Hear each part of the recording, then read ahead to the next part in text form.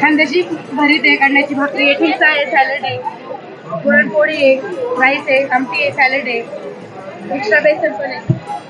नमस्कार. सखी मंथन यातर्फे आपण या ठिकाणी क्रांतिज्योती सावित्री बचत गट या ठिकाणी चा स्टॉल जो आहे तिथं आपण आलेलो आहोत. सो यांनी कशा प्रकारे यांचं स्टार्टअप केलेलं आहे, बचत गटाच्या माध्यमातून यांनी चांगल्या प्रकारचं मॉडेल कशा प्रकारे राबवलेलं आहे आपण त्यांना विचारणारच आहोत. सर्वात प्रथम मॅम तुमचं नाव आणि कुठून आलं? माझं नाव रुपाली ईश्वर देवरे आहे. मी राहते बारामतीलाच, पण खानदेशवरून आम्ही बायका आणलेल्या आहेत.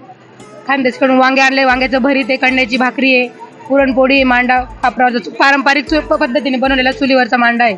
म्हणजे पश्चिम महाराष्ट्रामध्ये खानदेशी पद्धतीचं जेवण जर तुम्हाला कुठं पाहिजे असेल तर तुम्ही अवश्य या स्टॉलला नक्कीच भेट द्या.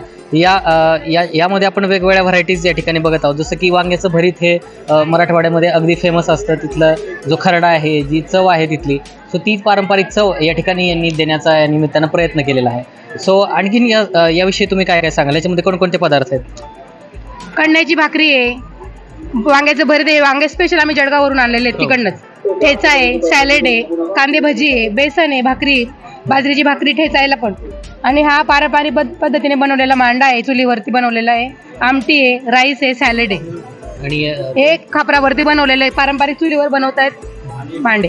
सो आपण त्याचा पण एक लाईव्ह डेमो बघणार आहोत, कशा प्रकारे ते बनवतायत खापरा. हा प्रकार पश्चिम महाराष्ट्रासाठी तसा नवीनच आहे. आपण याविषयी आणखीन जाणून घेणार आहोत. चालेल.